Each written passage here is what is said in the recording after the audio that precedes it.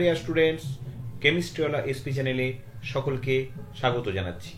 মাধ্যমিক সাজেশন 2025, যেহেতু সামনেই তোমাদের টেস্ট পরীক্ষা, খুব বেশি দিন নেই, তাই খুব তাড়াতাড়ি দ্রুত আমি চেষ্টা করছি তোমাদের সমস্ত অধ্যায়ের সাজেশনগুলো দিয়ে দেওয়ার। আজকে সেই জন্য অধ্যায় আয়নীয় ও সমযোজী বন্ধন এর সম্পূর্ণ সাজেশন তোমাদের দেব। এবার সম্পূর্ণ সেশন কেন বলছি দেখো, তোমাদের কিছুক্ষণ পরেই আমি নম্বর বিভাজনটা দেখাবো।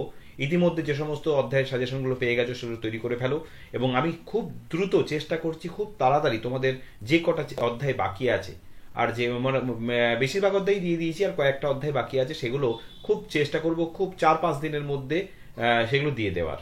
ওকে, যেহেতু আমি উত্তর সমেত দিচ্ছি, একটু দেরি হচ্ছে তোমাদের, তো তোমরা যেটা যখনই পেয়ে যাচ্ছ সঙ্গে সঙ্গে তৈরি করে ফেলো। ওকে, তো চলো আজকের সাজেশন 2025 ভৌতবিজ্ঞান আয়নীয় সমযোজী বন্ধন। দেখো, এই তড়িৎযোজী এবং সমযোজী বন্ধনের এই যে চ্যাপ্টারটি, এতে মাধ্যমিকে কত নম্বর থাকে সে প্রসঙ্গে তোমাদের একটু বলে দেওয়া দরকার। দেখো, মাধ্যমিকের নম্বর বিভাজন তোমরা জানো, প্রশ্নের ধরন 4 ধরনের প্রশ্ন তোমাদের মাধ্যমিক প্রশ্নপত্রে থাকে। এমসিকিউ, দ্যাট ইজ গ্রুপ এ, অতি সংক্ষিপ্ত, ভেরি শর্ট অ্যান্সার, সংক্ষিপ্ত এবং রচনাধর্মী। লক্ষ্য করো, এমসিকিউ একটি থাকে, এমসিকিউ 1 নম্বর করে থাকে, 1 মার্কস। অতি সংক্ষিপ্ত একটি থাকে, 1 নম্বর, 1 মার্কস। সংক্ষিপ্ত 2টো থাকে, প্রত্যেকটাই 2 নম্বর করে, 4 মার্কস। এবং লক্ষ্য করো, এই চ্যাপ্টারে কিন্তু কোনো রচনাধর্মী প্রশ্ন আসে না, কোনো রচনাধর্মী প্রশ্ন কিন্তু এই চ্যাপ্টার থেকে থাকে না, দেখতেই পাচ্ছ। তাহলে 4, 1 আর 1, 6, অর্থাৎ এই চ্যাপ্টার থেকে 6 মার্কস, সেটাও কিন্তু খুব একটা কম নয়। আউট অফ 90 মার্কস 6 মার্কস কিন্তু এই ছোট্ট চ্যাপ্টার থেকে। এবং সব থেকে একটা বিষয় তোমাদের জানিয়ে দিই, দেখো আমি যে তোমাদের এই সাজেশন দিই, তো স্বাভাবিকভাবেই এই চ্যাপ্টারে আমি কিন্তু তোমাদের সাজেশনটাকে 2টো পর্বে ভাগ করছি না অন্যান্য অধ্যায়ের মতন। এই চ্যাপ্টারে আমি একটাই সাজেশন, আজকে যে সাজেশনটা দিচ্ছি এই সাজেশনের মধ্যে দিয়ে তোমাদের টোটাল ফুল সাজেশন দিয়ে দেবো।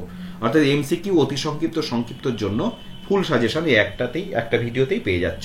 6 নম্বরের সাজেশন থাকছে, এবং আমি যেটা করেছি তোমাদের জন্য, এই 6 নম্বরের জন্য মাত্র 15খানা প্রশ্ন, 10খানা অবজেক্টিভ আর 5খানা 2 নম্বরের প্রশ্ন, মাত্র 15খানা প্রশ্ন করলে এই 6 নম্বর কনফার্ম। আমি যে 10-15টা প্রশ্ন দিয়েছি তার বাইরে থাকাটা ভীষণভাবে অসম্ভব।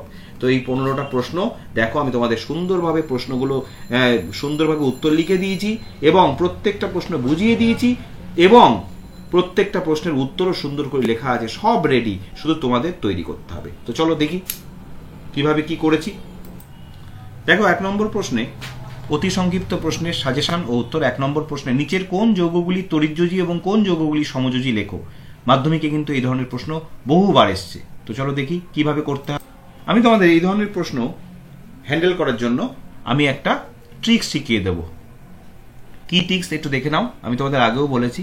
সেটা হচ্ছে, ধাতু আর অধাতু দিয়ে যদি কোনো যৌগ তৈরি হয়, অবশ্যই যৌগটি হবে আয়নীয়। এটা মাথায় রেখো, অবশ্যই যৌগটি হবে আয়নীয়। আর যদি অধাতু আর অধাতুদের মধ্যে কোনো যৌগ তৈরি হয়, সেই যৌগটি হবে অবশ্যই সমযোজী। এটা মাথায় রেখো, এই 2টো জিনিস মাথায় রেখো, তাহলেই হবে। এবার তাহলে যে যৌগটা দেবে সেটা নামেও দিতে পারে, আণবিক সংকেত আকারেও দিতে পারে। পটাশিয়াম ক্লোরাইড না বলে তোমাকে দিল KCl, এইভাবেও দিতে পারে। তাহলে যে যৌগটি দেবে সেটা তুমি আগে খেয়াল করো। তাহলে দেখো কত সুন্দরভাবে হচ্ছে, আমি 2টো টিমে ভাগ করছি। একটা বাদিকে লিখলাম আয়নীয় যৌগ বা তড়িৎযোজী যৌগ, বাদিকে লিখলাম, আর ডান দিকে লিখলাম সমযোজী যৌগ, এরকম 2টো পার্টে আমি ভাগ করছি। ওকে, এইবার চলো দেখি। প্রথম যৌগটা দেখো, পটাশিয়াম ক্লোরাইড, সংকেত কি KCl। এখানে কেটা কি ধাতু, Clটা অধাতু। তাহলে ধাতু অধাতু কোনটাই পড়লো, এই যে ধাতু অধাতু, তাহলে কি আয়নীয় যৌগ। তাহলে KCl এই টিমে চলে গেল।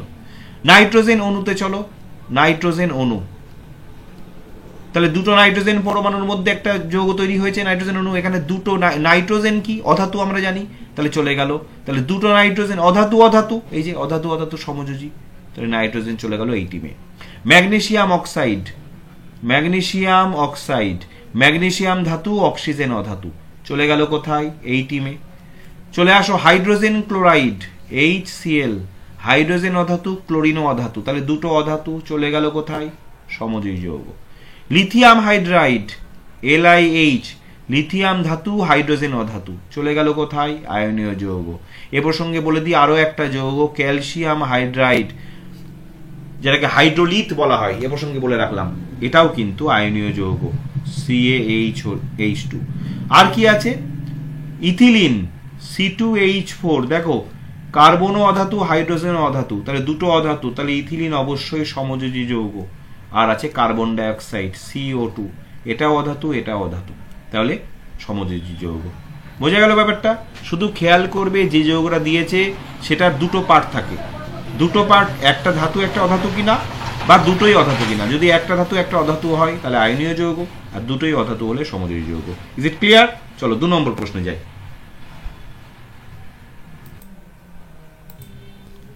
দেখো 2 নম্বর প্রশ্নে, কোন নিষ্ক্রিয় মৌলের যোজ্যতা কক্ষে 8টি ইলেকট্রন থাকে না? এটা একটা ব্যতিক্রমী প্রশ্ন। কেন? সাধারণত আমরা কি জানি? আমরা জানি সাধারণত নিষ্ক্রিয় মৌলের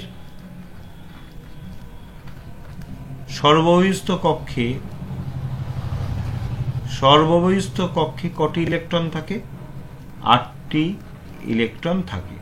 এটা হচ্ছে সাধারণ ঘটনা। তাহলে এবার প্রশ্নটা আসছে, কোন নিষ্ক্রিয় মৌলের যোজ্যতা কক্ষে 8টি ইলেকট্রন থাকে না? সেটা অবশ্যই উত্তর হবে হিলিয়াম। মনে রেখো, হিলিয়ামের সর্ববহিস্থ কক্ষপথে 2টি ইলেকট্রন থাকে, একে বলে দ্বৈতপূর্তি, ডুপ্লেট। আর সাধারণত অন্যান্য কক্ষে 8টি ইলেকট্রন থাকে, এটাকে বলে অষ্টকপূর্তি, ইংরেজিতে বলা হয় অক্টেট। অক্টেট, এটা ডুপ্লেট। একমাত্র হিলিয়াম তার সর্ববহিস্থ কক্ষপথে 2টি ইলেকট্রন থাকে। ক্লিয়ার? 3 নম্বর প্রশ্ন, দৈনন্দিন জীবনে ব্যবহৃত হয় এমন একটি আয়নীয় যৌগের নাম লেখো। ভীষণ গুরুত্বপূর্ণ একটি প্রশ্ন। দৈনন্দিন জীবনে ব্যবহৃত এমন একটি আয়নীয় যৌগ, যদি আসে পরীক্ষায় লিখবে খাদ্য লবণ বা সোডিয়াম ক্লোরাইড। খাদ্য লবণ বা সোডিয়াম ক্লোরাইড। আমরা জানি সোডিয়াম ক্লোরাইড একটি আয়নীয় যৌগ, এবং আয়নীয় যৌগ যার সংকেত হচ্ছে NaCl। এটা প্রতিদিন খাদ্যে আমাদের প্রয়োজন হয়, অর্থাৎ প্রতিদিন খাবারে আমাদের প্রয়োজন হয়, যে কারণে দৈনন্দিন জীবনে আমরা খাদ্য লবণ ব্যবহার করি। দৈনন্দিন জীবনে ব্যবহৃত এমন একটি আয়নীয় যৌগের নাম অবশ্যই খাদ্য লবণ বা সোডিয়াম ক্লোরাইড। ক্লিয়ার? দেখো 4 নম্বর প্রশ্ন, এটা কিন্তু এই প্রশ্নটা মাধ্যমিকে অনেকবার এসছে, এই প্রশ্নটা মাধ্যমিকে অনেকবার এসছে। দৈনন্দিন জীবনে ব্যবহৃত এমন একটি সমযোজী যৌগের নাম। অবশ্যই আমি লিখবো জল। জলের অপর নাম জীবন, আমাদের জীবনের সঙ্গে অঙ্গাঙ্গিভাবে জড়িত। জল, H2O, জল সমযোজী যৌগ। এবার প্রশ্ন চেয়েছে দৈনন্দিন জীবনে ব্যবহৃত এমন একটি সমযোজী যৌগের নাম লেখো। অবশ্যই জল। Is it clear? তাহলে দৈনন্দিন জীবনে ব্যবহৃত এমন একটি সমযোজী যৌগ হচ্ছে জল। কোয়েশ্চেন নাম্বার 5 দেখো, এমন একটি সমযোজী যৌগের নাম লেখো যা জলীয় দ্রবণে আয়নীয় যৌগের ন্যায় আচরণ করে। তাহলে কোয়েশ্চেনটা কত সুন্দর প্রশ্ন দেখো, একটু ব্যতিক্রমী টাইপের। একটি সমযোজী যৌগ কিন্তু যা জলীয় দ্রবণে দেওয়ার সাথে সাথে সেটা আয়নীয় যৌগের ন্যায় আচরণ করে। উত্তর হবে হাইড্রোজেন ক্লোরাইড। ভালো করে দেখো, উত্তর হাইড্রোজেন ক্লোরাইড। এটা কিন্তু মনে রেখো, এটা কিন্তু খুব গুরুত্বপূর্ণ প্রশ্ন। HCl, এবার বুঝিয়ে দিই কেন। HCl এমনি সমযোজী যৌগ, ফলে আয়নিত হয় না, আয়ন তৈরি হয় না বলে তড়িৎ পরিবহনেরও প্রশ্ন নেই। কিন্তু যেই মাত্র তুমি এটাকে জলের মধ্যে দেবে, সঙ্গে সঙ্গে কি করবে, আয়নিত হয়ে গিয়ে হাইড্রোনিয়াম আয়ন আর Cl- আয়ন, এইটা যেহেতু অর্থাৎ দুটো ভিন্ন ধর্মী আয়ন উৎপন্ন করে, ক্যাটায়ন এবং অ্যানায়ন। এই আয়নগুলো তৈরি করার জন্য এদের জলীয় দ্রবণ কি করে, এদের জলীয় দ্রবণ তড়িৎ পরিবহন করে। মনে রেখো, তাহলে একটি সমযোজী যৌগ যার জলীয় দ্রবণে আয়নীয় যৌগের ন্যায় আচরণ করে, অবশ্যই সেটা উত্তর হবে HCl। ক্লিয়ার? চলো 6 নম্বর প্রশ্ন দেখি। এবার দেখো, সমযোজী ত্রিবন্ধন বর্তমান এমন একটি সমযোজী অণুর নাম লেখো। সমযোজী ত্রিবন্ধন বর্তমান, খেয়াল করো, সমযোজী ত্রিবন্ধন বর্তমান এমন একটি অণুর নাম লেখো। এবার এখানে এই প্রশ্নটা 2 রকম ভাবে হতে পারে। সমযোজী ত্রিবন্ধন বর্তমান এমন একটি সমযোজী অণুর নাম লেখো, মৌলিক অণু হতে পারে, যৌগিক অণুর হতে পারে। যদি আসে সমযোজী ত্রিবন্ধন বর্তমান এমন একটি সমযোজী মৌলিক অণুর নাম লেখো, ভালো করে খেয়াল করো, প্রশ্ন যেমন আসবে উত্তর তেমন। মৌলিক অণুর নাম লেখো, তাহলে অবশ্যই উত্তর হবে নাইট্রোজেন। কারণ নাইট্রোজেন দেখো, এই যে নাইট্রোজেনের মধ্যে সমযোজী ত্রিবন্ধন বর্তমান। আর যদি আসে যে সমযোজী ত্রিবন্ধন বর্তমান একটি যৌগর নাম লেখো, তাহলে অবশ্যই হবে কি, এটা এই যৌগটার নাম অ্যাসিটিলিন, C2H2। ক্লিয়ার? তাহলে মৌলিক নাইট্রোজেন, দেখো দুটো নাইট্রোজেন পরমাণু ত্রিবন্ধন থাকার জন্য নাইট্রোজেন রাসায়নিকভাবে নিষ্ক্রিয়। তোমরা জানো নাইট্রোজেনের রাসায়নিকভাবে নিষ্ক্রিয় হওয়ার এটাই একটা কারণ, রাসায়নিকভাবে নাইট্রোজেন ভীষণ নিষ্ক্রিয় এই ত্রিবন্ধন থাকার জন্য। কারণ কোনো রাসায়নিক বিক্রিয়ায় সহজে এই ত্রিবন্ধন ভাঙে না, ফলে নাইট্রোজেন কোনো রাসায়নিক বিক্রিয়ায় সহজে অংশগ্রহণ করতে পারে না, যে কারণে বৈদ্যুতিক বাল্ব কি করা হয়, বৈদ্যুতিক বাল্বে নিষ্ক্রিয় রাসায়নিক নাইট্রোজেন গ্যাস ভর্তি করা থাকে। তোমরা জানো, এই প্রসঙ্গে একটু বলে দিলাম তোমাদের। আর যৌগ অবশ্যই অ্যাসিটিলিন, মনে রেখো। কোয়েশ্চেন নাম্বার 7, NaCl এর ক্ষেত্রে আণবিক ওজনের পরিবর্তে সংকেত ওজন কথাটি ব্যবহার করা হয় কেন? এ প্রসঙ্গে তোমাদের একটা কথা বলে দিই, এইগুলো এটা তোমরা জেনে রাখো। আয়নীয় যৌগ যারা হয়, আয়নীয় যৌগের ক্ষেত্রে কি হয় তোমরা জানো, ক্যাটায়ন এবং অ্যানায়ন স্থির তড়িতাকর্ষণ বলের দ্বারা পাশাপাশি অবস্থান করে মাত্র, ফলে এদের অণু হিসাবে কোনো অস্তিত্ব নেই, অণুর অস্তিত্ব নেই। দুটো বিপরীতধর্মী আয়ন পাশাপাশি অবস্থান করে মাত্র। যেমন দেখো বুঝিয়ে দিই, NaCl এ Na+ আর Cl- এই দুই বিপরীতধর্মী আয়ন স্থির তড়িতাকর্ষণ বলের দ্বারা পাশাপাশি অবস্থান করে মাত্র, এটাকে আমরা যৌগ বলে কল্পনা করি। কিন্তু আলটিমেটলি এদের অণু হিসাবে কোনো অস্তিত্ব নেই। যাদের অণু হিসাবে অস্তিত্ব নেই তাদের ওজনকে আমরা আণবিক ওজন বলতে পারি কি?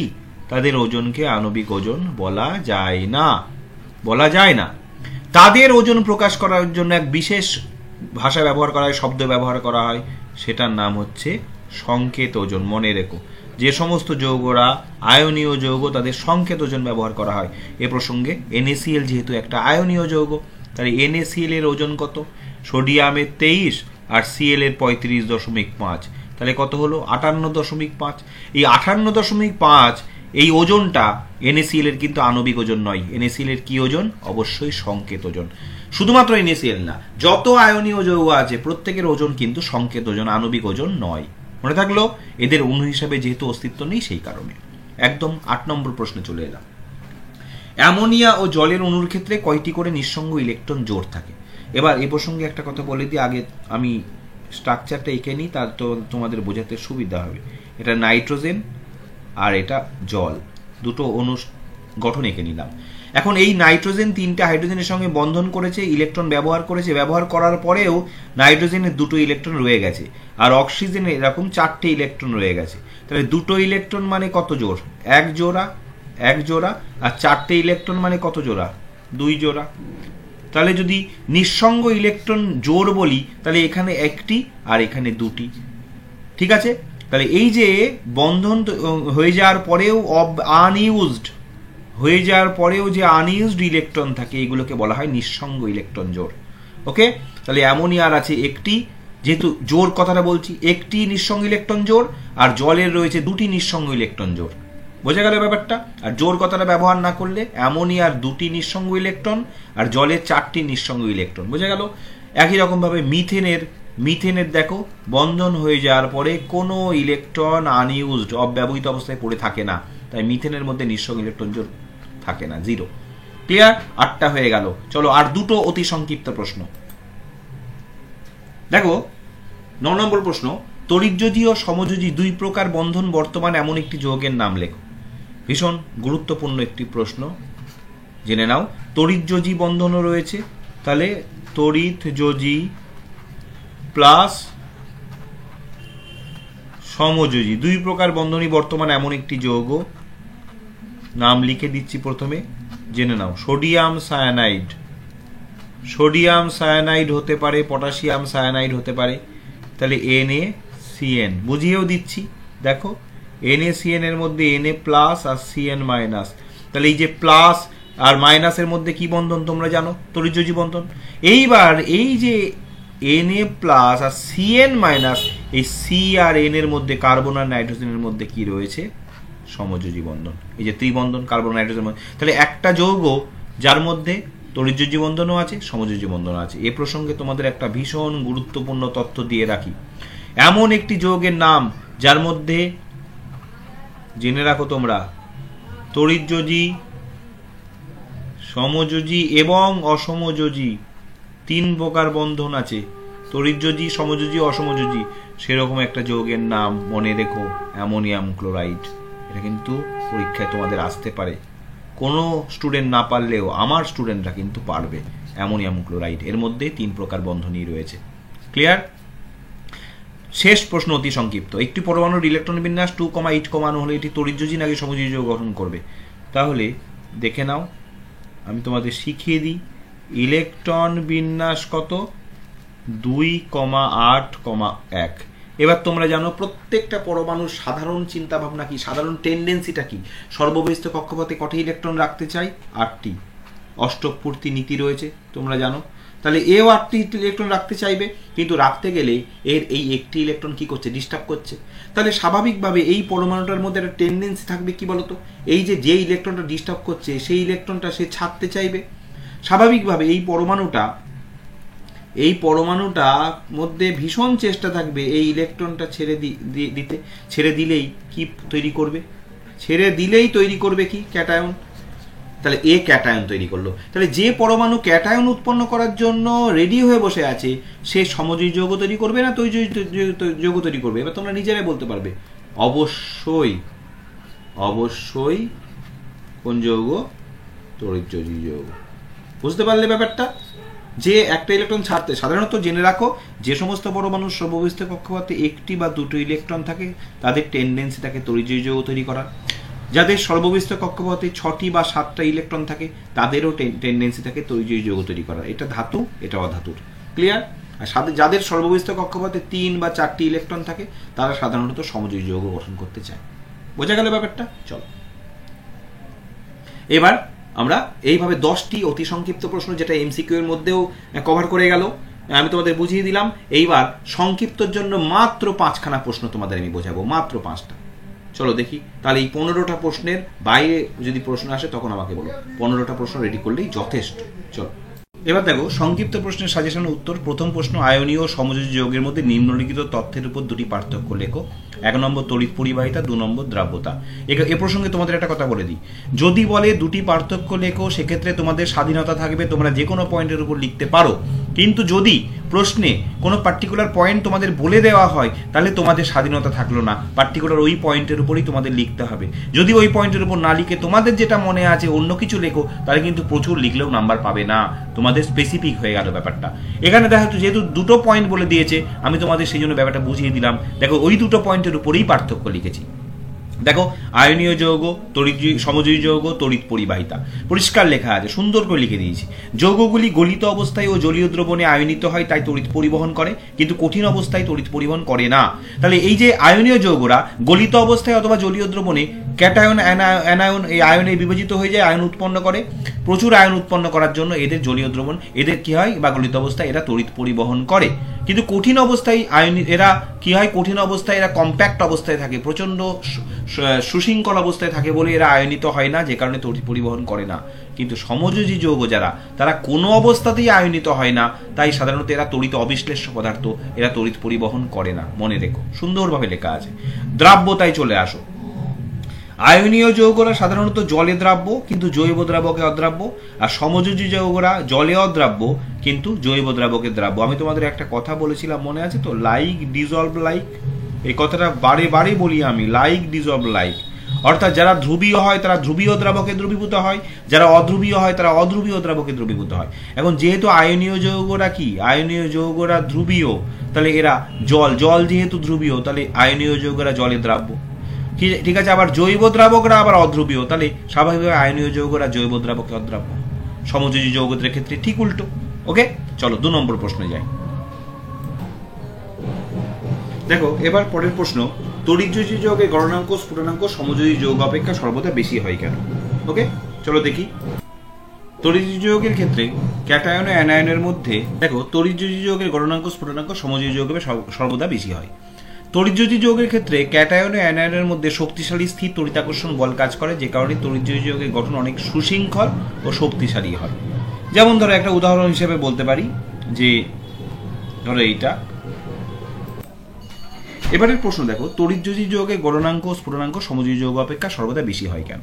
পরিষ্কার সুন্দর করে এখানে লিখে দিয়েছি। দেখো, তড়িৎযোজী যৌগের ক্ষেত্রে ক্যাটায়ন ও অ্যানায়নের মধ্যে শক্তিশালী স্থির তড়িতাকর্ষণ বল কাজ করে, যে কারণে তড়িৎযোজী যৌগের গঠন অনেক সুশৃঙ্খল ও শক্তিশালী হয়। এই শক্তিশালী আকর্ষণ বল ছিন্ন করতে অনেক শক্তির প্রয়োজন হয়, তাই তড়িৎযোজী গলনাঙ্ক স্ফুটনাঙ্ক অনেক বেশি হয়। ব্যাপারটা বুঝিয়ে দিই। দেখো, NaCl, এই NaCl এ Na+ আর Cl- এই দুই বিপরীতধর্মী আয়নের মধ্যে স্থির তড়িতাকর্ষণ বল কাজ করে, এবং এই স্থির তড়িতাকর্ষণ বলের মান অনেক বেশি, ভয়ঙ্কর শক্তিশালী, অনেক বেশি। তাহলে গলনাঙ্ক স্ফুটনাঙ্ক করতে গেলে আয়নগুলোকে পরস্পর থেকে দূরে সরাতে হবে। তাই যেহেতু এরা এই তড়িৎযোজী যৌগের মধ্যে এরা প্রচণ্ড সুশৃঙ্খলভাবে কেলাস তৈরি করে, এবং এই কেলাস জালকের মধ্যে এই আয়নগুলো একে অপরের সঙ্গে জোটবদ্ধ অবস্থায় থাকে, ফলে এদের পরস্পর থেকে ছিন্ন করতে প্রচুর শক্তির প্রয়োজন হয়। তাই স্বাভাবিকভাবে প্রচুর তাপ শক্তি দিতে হয় এদের গলনাঙ্ক স্ফুটনাঙ্কের ক্ষেত্রে, গলন বা স্ফুটনের ক্ষেত্রে। তাই এদের গলনাঙ্ক স্ফুটনাঙ্কের মান অনেক বেশি। অপরদিকে সমযোজী যৌগ যেমন ধরো হাইড্রোজেন, অক্সিজেন, এদের ক্ষেত্রে অণুগুলোর মধ্যে কিন্তু দুর্বল ভ্যান ডার ওয়ালস আকর্ষণ বল কাজ করে। অর্থাৎ এদের অণুগুলোর মধ্যে ক্রিয়াশীল যে আকর্ষণ বল, সেই ক্রিয়াশীল আকর্ষণ বলের মান অনেক কম। সেটা কি?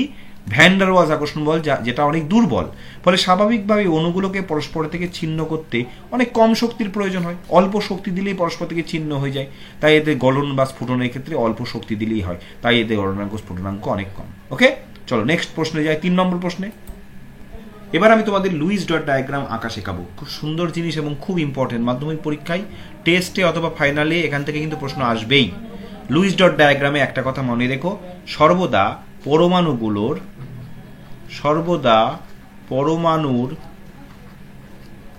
এই কথাটা মনে রেখো, সর্ববহিস্থ কক্ষের ইলেকট্রন হিসাবে আনতে হবে, ভেতরের ইলেকট্রনের কোনো প্রয়োজন নেই। অর্থাৎ কোনো পরমাণুর যদি ইলেকট্রন বিন্যাস 2,8,2 হয়, এই 2 আর 8 কিন্তু আমাদের মাথায় আনতে হবে না, আনতে হবে এই দুইটা বাইরের। অর্থাৎ লুইস ডট ডায়াগ্রাম আঁকতে গেলে সব থেকে বাইরের কক্ষপথের ইলেকট্রনটা কিন্তু অ্যাকাউন্টে আনতে হবে। এবার আমি 3টে বুঝিয়ে দিচ্ছি। 3টের জন্য টোটাল স্ক্রিনটাকে আমি 3টে পার্টে ভাগ করলাম, ভালো করে বুঝে নাও।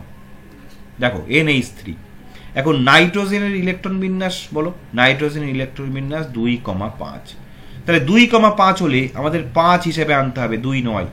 আর হাইড্রোজেনের তো জানোই একটাই ইলেকট্রন। তাহলে চলো এবার দেখি, আঁকি। দেখো, যখন আঁকবো নাইট্রোজেনটাকে বড় করে এঁকে নিলাম, এর সঙ্গে 3টে হাইড্রোজেন যাবে। দেখো ভালো করে, নাইট্রোজেনের 5টা ইলেকট্রন, তার মধ্যে এই যে প্রত্যেকটা হাইড্রোজেন একটা করে, হাইড্রোজেনের একটা করে ইলেকট্রন। আর নাইট্রোজেন দিল, নাইট্রোজেন কটা দেবে? একটা করে দেবে। তাহলে নাইট্রোজেনের ইলেকট্রন আছে 5টা, দিল কটা? 3টে। তাহলে 2টো ইলেকট্রন এখানে রয়ে গেল।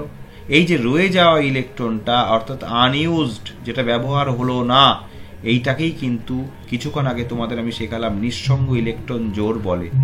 ওকে, এবার চলে আসো মিথেনে। মিথেনে কার্বনের ইলেকট্রন বিন্যাস আমরা জানি 2,4। তাহলে 4টা আমাদের মাথায় রাখতে হবে। আর হাইড্রোজেনের কত? 1। এবার কার্বন প্রথমে এঁকে নাও, এর চারপাশে গোল দাও। এবার এখানে এখানে এখানে এখানে হাইড্রোজেন, হাইড্রোজেন, হাইড্রোজেন, হাইড্রোজেন এঁকে নাও। এবার প্রত্যেকটা হাইড্রোজেন একটা করে দিল, আর কার্বনও একটা করে দিল। ওকে, এইবার দেখো, কার্বনের ছিলই 4টে ব্যবহার হয়ে গেল, হাইড্রোজেন একটা করে দিল। তাহলে এখানে কোনো ইলেকট্রন কার্বনের আনইউজড থাকলো না। তাহলে সেই জন্য মিথেনের কোনো নিঃসঙ্গ ইলেকট্রন জোড় থাকে না, আমি আগেই শিখিয়েছি। এই যে গঠনটা আঁকলাম, এটাকে লুইস ডট ডায়াগ্রাম বলে। সহজ জিনিস। অর্থাৎ দেখো, নাইট্রোজেন মাঝখানে, 3টে হাইড্রোজেন এর সঙ্গে বন্ডিং করলো, হলো নাইট্রোজেনের 5টার একটা করে দিল, হাইড্রোজেন একটা করে দিল। এবার এটাকেই যদি বন্ধন গঠন লেখো, নাইট্রোজেন এইভাবে লিখতে হয়। যদি বন্ধনের রিপ্রেজেন্টেশন দাও এইভাবে, নাইট্রোজেন একটা করে বন্ধন তৈরি করেছে। এখানে মিথেনের গঠন যদি বন্ধন দাও, হাইড্রোজেন একটা করে, ব্যাস। এইবার এই দুটো তো সমযোজী। এবার একটা আয়নীয় যৌগ শিখে নাও। কিরকম? ম্যাগনেসিয়াম। ম্যাগনেসিয়ামের ইলেকট্রন আমরা পারমাণবিক সংখ্যা জানি 12। তাহলে 2,8,2। আর ক্লোরিনের কি জানি? 17। তাহলে 2,8,7। এবার ম্যাগনেসিয়ামটা মাঝখানে বসাও। তাহলে ইলেকট্রন কটা? 2টো, এই যে 2টো। আর সিএল এর 1টা, 2টো, 3টে, 4টে, 5টা, 6টা, 7টা। আবার এদিকে সিএল বসাও, 1 2 3 4 5 6 7। এবার ম্যাগনেসিয়াম এই ইলেকট্রনটা দিয়ে দিল, এই ম্যাগনেসিয়াম ওই ইলেকট্রনটা দিয়ে দিল। তাহলে ব্যাপারটা দাঁড়ালো কি, ম্যাগনেসিয়াম থার্ড ব্র্যাকেটের মধ্যে লিখে মাথায় 2+ লেখো, কেন, দুটো ইলেকট্রন ছেড়ে দিয়েছে। আর এদিকেও দেখো একটা সিএল, 1 2 3 4 5 6 7, আর একটা ভর্তি করে দাও যেহেতু ম্যাগনেসিয়াম থেকে এ মাইনাস দাও। এদিকেও সিএল, 1 2 3 4 5 6 7, এটা সিএল এর আগে ছিল, আর একটা এমজি দিয়েছে, তাহলে এটাও মাইনাস। বেশ, এইটাই লুইস ডট ডায়াগ্রাম। এটাকে বন্ধনে কি হবে, MgCl2 তৈরি করবে। তাহলে বোঝা গেল সমযোজী যৌগের এইভাবে আঁকতে হয় আর তড়িৎযোজী যৌগের এইভাবে। যদি যেহেতু সাজেশন পর্ব চলছে, এর থেকে বেশি সময় নিয়ে এখানে বোঝাতে পারলাম না। এরপরেও যদি কোনো ডাউট থাকে, আলাদা করে লুইস ডায়াগ্রামের আমি একটা ভিডিও বানাবো, আমার ইচ্ছে আছে, সেখানে সুন্দর করে তোমাদের শিখিয়ে দেবো। চলো 4 নম্বর প্রশ্ন দেখি। দেখো এ বি সি মৌলগুলির পারমাণবিক সংখ্যা হলো যথাক্রমে 3, 11 এবং 19। আগে লিখে নি,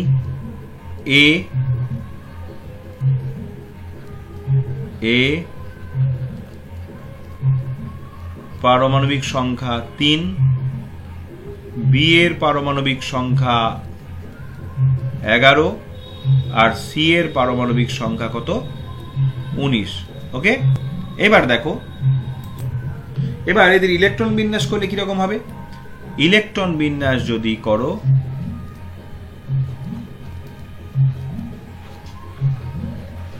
ইলেকট্রন বিন্যাস করো, এর হবে 2,1, বি এর হবে 2,8,1, আর সি এর হবে 2,8,8,1। তার মানে এ বি সি প্রত্যেকেরই সর্ববহিস্থ কক্ষে, দেখো সর্ববহিস্থ কক্ষে কটি ইলেকট্রন, সর্ববহিস্থ কক্ষে ইলেকট্রন আছে কিন্তু একটি। তাহলে প্রত্যেকেই আমি কি বলতে পারি, প্রত্যেকেই ধাতু।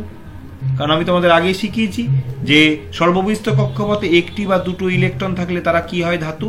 আর সর্ববহিস্থ কক্ষপথে 6টি বা 7টি ইলেকট্রন থাকলে তারা সাধারণত কি হয়, অধাতু। শিখিয়েছি। এবার বলছে বি এর সঙ্গে ক্লোরিনের বিক্রিয়ায় সমযোজী নাকি তড়িৎযোজী। এবার বি তাহলে কি, ধাতু। তাহলে বি কি বেরোলো, বি বেরোলো ধাতু। আর ক্লোরিন আমরা কি জানি, অধাতু। তাহলে ধাতু অধাতুর নিয়ম যেটা শিখিয়েছি সেই হিসাবে ধরলে তোমরা নিজেরাই বলো কি হবে। অবশ্যই যৌগটি হবে, বি এর সঙ্গে সিএল যে যৌগ উৎপন্ন করবে অবশ্যই তড়িৎযোজী, তোমাদের আমি শিখিয়েছি। কিন্তু যদি ইলেকট্রনের নিয়মে হিসাব করো, বি এর সর্ববহিস্থ কক্ষপথে কি আছে, 2,8,1, একটা ইলেকট্রন। এবার এর অষ্টক পূর্তির জন্য এই একটা ইলেকট্রন ডিস্টার্ব করছে, তাহলে সহজেই সে একটা ইলেকট্রন ছাড়তে চাইবে, ছেড়ে 8টা দেখাতে চাইবে। তাহলে বি এর সবসময় টেন্ডেন্সি এই একটা ইলেকট্রন ছেড়ে দিয়ে বি প্লাস তৈরি করা। অপরদিকে ক্লোরিনের আমরা জানি সর্ববহিস্থ কক্ষপথে কটা ইলেকট্রন থাকে, 2,8,7, একটা ইলেকট্রন কম থাকে অষ্টক পূর্তির জন্য। তাহলে ক্লোরিন সর্বদা ওই একটা ইলেকট্রন নেওয়ার চেষ্টা করবে, Cl-। এইবার বুঝতেই পারছো বি প্লাস আর Cl- কি যৌগ তৈরি করবে, BCl, তড়িৎযোজী যৌগ তৈরি করবে। কারণ এখানে ক্যাটায়ন অ্যানায়নের প্রশ্ন আসছে। এইভাবে তোমাদের বিভিন্ন ধরনের প্রশ্ন আসবে, ইলেকট্রন বিন্যাস দিয়ে পরিষ্কার তোমরা করতে পারবে, কোনো অসুবিধা নেই। ইলেকট্রন বিন্যাস দিয়ে বুঝে যাবে তারা তড়িৎযোজী না সমযোজী যৌগ তৈরি করবে। ঠিক আছে, সাধারণত একটাই, যদি কোনো মৌলের একটা ইলেকট্রন এক্সট্রা থাকে সে ছাড়তে চায়, আর একটা ইলেকট্রন ঘাটতি থাকলে সে নিতে চায়। তাহলে ছাড়া মানে ইলেকট্রন, ছাড়া মানেই ক্যাটায়ন, আর নেওয়া মানেই অ্যানায়ন। ওকে, চলো শেষ প্রশ্ন দেখি আজকের ভিডিওর। দেখো এ বি ও সি 3টি মৌলের পরমাণু ক্রমাঙ্ক দেওয়া আছে, Z-1, Z এবং Z+1। খুব গুরুত্বপূর্ণ প্রশ্নটা, আমি লিখে দিই এ বি সি। এর পরমাণু ক্রমাঙ্ক Z-1, বি এর Z আর সি এর Z+1। এদের মধ্যে বি আবার বলে দিয়েছে, পরিষ্কার দেখো, বি আবার বলে দিয়েছে নিষ্ক্রিয় গ্যাস, সুন্দর করে বলেছে। তাহলে বি এর নিষ্ক্রিয় গ্যাস যদি হয়, তাহলে স্বাভাবিকভাবেই এর সর্ববহিস্থ কক্ষে ইলেকট্রন কটা, 8টা।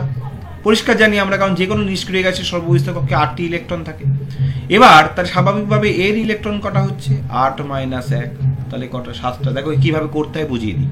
এর ইলেকট্রন কটা, 8টার ঠিক পরে তোমরা জানো যে একটা পর্যায় সারণীতে শেষ হয় 8টা দিয়ে, তারপরে ক্ষার ধাতু শুরু হয়। তাহলে এর সর্ববহিস্থ কক্ষে ইলেকট্রন সংখ্যা কটি, 1টি। তাহলে এর 7টি, এর 8টি, আর এর 1টি সর্ববহিস্থ কক্ষে। এবার বলছে দেখো এ এবং সি কি ধরনের। তাহলে এর সর্ববহিস্থ কক্ষে ইলেকট্রন সংখ্যা কত, 7, তার মানে এটা হ্যালোজেন বলতে পারি। তাহলে এরা সর্বদা চেষ্টা করবে একটি ইলেকট্রন কি করার, এদের চেষ্টা থাকবে একটি ইলেকট্রন নেওয়ার। আবার দেখো সি এর সর্ববহিস্থ কক্ষে ইলেকট্রন সংখ্যা কত, 1। তাহলে এ সবসময় চেষ্টা করবে একটা ইলেকট্রন ছাড়ার। তাহলে এ তৈরি করবে একটা 7টা, তাহলে এ তৈরি করবে অ্যানায়ন কি করে, ইলেকট্রন গ্রহণ করে। আর সি তৈরি করবে ক্যাটায়ন কি করে, ইলেকট্রন বর্জন করে। স্বাভাবিকভাবেই বলছে এ এবং সি কি ধরনের যৌগ গঠন করবে এবং যৌগের সংকেত কি হবে। সুতরাং অবশ্যই বুঝতেই পারছো যৌগ হবে তড়িৎযোজী, আর সংকেত হবে বুঝতেই পারছো এ একটা ইলেকট্রন ছাড়বে, তাহলে এ প্লাস, এই একটা ইলেকট্রন গ্রহণ করবে করে অ্যানায়ন এ মাইনাস, আর সি একটা ইলেকট্রন বর্জন করে সি প্লাস তৈরি করবে। তাহলে অবশ্যই সংকেত হবে সি এ। ক্যাটায়নের আগে লেখা হয়, অ্যানায়নের পরে লেখা হয় সি এ। বোঝা গেল ব্যাপারটা? এইভাবে আমি তোমাদের চেষ্টা করব খুব তাড়াতাড়ি উইদিন 5 days যে কটা চ্যাপ্টার বাকি আছে সব সাজেশন দিয়ে দেওয়ার উইথ আনসার। আমার এই জন্যই মেনলি একটু সময় লাগছে, যেহেতু উত্তর দিয়ে তোমাদের বুঝিয়ে দিই, শুধু প্রশ্ন দিলে কবেই দেওয়া হয়ে যেত। যাই হোক, যেগুলো দিয়ে দিচ্ছি তাড়াতাড়ি রেডি করো। প্রত্যেকে ভালো থেকো, সুস্থ থেকো। প্রত্যেকটি প্রশ্ন ধরে ধরে সুন্দর করে বুঝে নিও, লিখে নিও খাতায়। এরপরেও কোনো ডাউট থাকলে আমাকে আলাদা করে কমেন্ট করো। ওকে, আজকে এই পর্যন্তই। আবার খুব তাড়াতাড়ি দেখা হচ্ছে প্রত্যেকের সঙ্গে।